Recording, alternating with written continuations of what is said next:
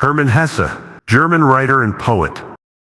Born on July 2, 1877 in the small town of Kahl, Germany. In 1919, he moved to Switzerland and later became a Swiss citizen. Hesse was a talented man who loved music and painting. He was famous for his novels, but he was also an outstanding poet and essayist. At the age of 40, he completed the novel Demian, the story of a young man, which was about seeking a path to his inner self. At the age of 50, Steppenwolf became the climax of the writer's journey from hell to explore himself. At the age of 53, in Narcissus and Goldmund, the soul and the body had their last conflict and finally harmonized into a gentle concert.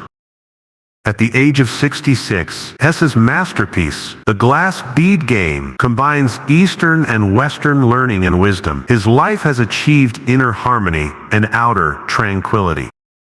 In 1946, he was awarded the Nobel Prize in Literature for his inspired writings, which possess power and insight, and which present an example of high humanitarian ideals and high style.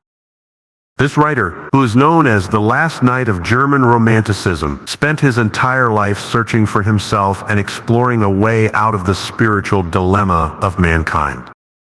In today's rapidly changing society, Hesse's thoughts still have important practical significance. Modern people face many psychological and social problems, such as anxiety, loneliness, and identity. Hesse provides a perspective for understanding and dealing with these issues through his exploration of the depths of the human mind. His works encourage people to reflect on themselves, pay attention to their inner voices, and pursue true self-realization. On August 9, 1962, Hesse passed away at the age of 85, listening to his favorite Mozart piano music.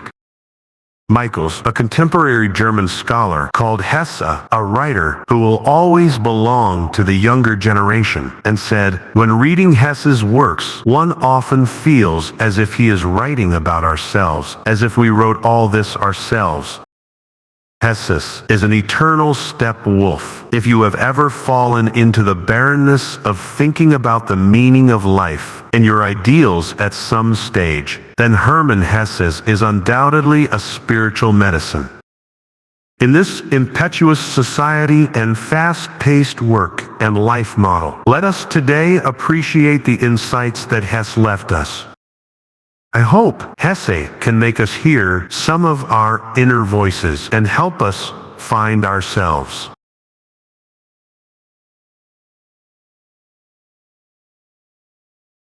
Fate is an excuse for the weak, and luck is a humble word for the strong.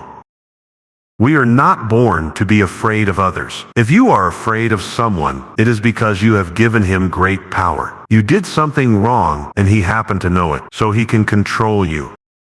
Those who desperately pursue power will eventually be destroyed by power. Those who desperately pursue money will eventually be destroyed by money. Those who are used to being humble will eventually be destroyed by groveling. And those who pursue pleasure will eventually be destroyed by wanton pleasure. You will be bound by what you care about. You will get what you are obsessed with.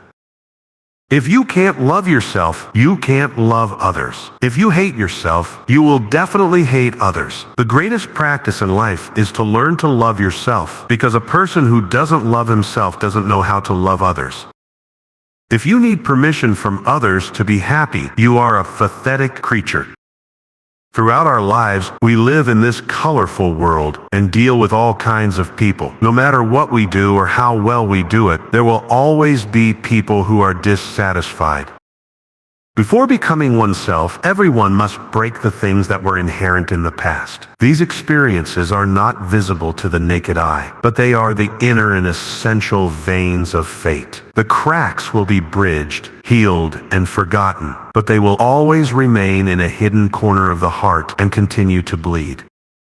When we hate a person, we are actually hating something in our own heart in his image. Things that do not exist in our heart will not arouse strong emotions in us. We can understand each other, but we can only interpret ourselves.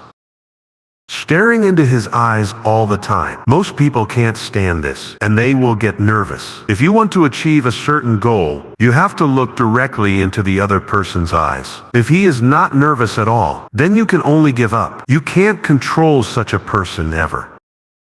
Today, I finally understand that the most difficult path in the world is the path to self-realization. Destiny and temperament are two names for the same concept. People only feel afraid when they are out of harmony with themselves. Just know that there is something inside of us that knows everything, wants everything, and can do everything better. If an animal or a person's attention and mind is completely focused on a particular thing, then it or he will definitely achieve the goal. That's it. If you spend enough time observing a person, you will eventually know him better than he himself knows himself. Self-righteous words are of no value. They only take us away from ourselves and become a sin. People should hide completely in their own hearts like a turtle. The bird struggles to break out of the egg. The egg is the world. To be born, one must first destroy the world. Life is very lonely. No one can understand another person, and everyone is lonely. Happiness is a method, not a thing. It is a talent, not a goal. Some people think that holding on makes us stronger, but sometimes letting go can also make us stronger. For one person to fully understand another person, they probably have to have been in a similar situation, suffered similar pain, or had a similar awakening experience, which is very rare. Anyone who strives towards the center with all his strength, anyone who strives towards true existence, towards perfection, always appears much calmer than the passionate, because people do not always see their burning flame. No books in the world can bring you happiness, but they will quietly educate you and make you yourself. Trees are more thoughtful, persistent, and calm than humans. Just as they live longer than humans, trees are wiser than all creatures. The humans rarely listen to their teachings. The unattainable goal is my goal. The tortuous road is the road I want to take. And every rest always brings new yearning. After walking more tortuous roads and countless dreams come true, I will feel disappointed and understand the meaning of it. Nirvana is when all extremes and contradictions disappear. People must find their dreams, and then the road will be easy. But there is no permanent dream in the world. New dreams will replace old dreams, and people cannot stick to a certain dream. Knowledge can be taught, but wisdom cannot. People can find wisdom, experience wisdom in life, strengthen themselves with wisdom, and create miracles with wisdom. But people cannot teach wisdom. I had this doubt when I was young, and it was my doubt that drove me away from teachers. When a tree is cut off from its trunk, new shoots will sprout from its roots. Similarly, after illness and trauma, the human mind often returns to the spring-like budding period and the childhood full of reverie, as if it can find new hope there and reconnect the broken lifeline. Although these branches sprouting from the roots are lush and juicy and grow rapidly, this kind of life is only an appearance, and it will never grow into a real tree again. This old world will eventually come to an end. Soon, machines will defeat hands, money will defeat morality, rational economy will defeat pastoral joy, and no one will know who is right and who is wrong. Today, I know that the most frightening thing in the world is the path leading to oneself. When a person is seeking, he will only see what he is seeking. The reason why he finds nothing and gains nothing is because he is only focused on what he is seeking. Because he is only obsessed with his goal. Seeking means having a goal, while nirvana means freedom, tolerance, and abandoning all goals. All I want is to live out my inner strength. Why is it so difficult? What is truly disgusting is not money itself, but people's desire for money. Geniuses are often born in isolation and have a lonely fate. Genius cannot be inherited, and geniuses often have a tendency to abandon themselves. A hero is one who has the courage to bear his fate. So-called decent world is only half of the world. There are other things in this world, but people attribute all these other things to the devil, and the other half of the world is kept secret. There are no coincidences in the world. If a person must get something and finally gets it, it is not a coincidence, but his own merit. His will leads him there. The world wants to change itself again, and the air is filled with the breath of death, because the birth of everything is accompanied by death. It is a shame to be unhappy. It is a shame not to open your life to others and to hide it. Time and the world, money and power belong to the mediocre and superficial. The rest, the real men, have nothing but death. Please observe a person carefully, and you will know him better than he knows himself. God makes people lonely in various ways so that we can go to ourselves. I belong to my destiny and to no one else. You don't have to be afraid of anyone. If you are afraid of someone, then you are admitting that person's power over you. People only become afraid when they cannot get along with themselves. They are afraid because they never understand themselves. Those who are not adapted to this world are actually on the verge of finding themselves. When we hate a person, what we hate is what we see in him of ourselves. Anything that is not in us cannot excite us emotionally.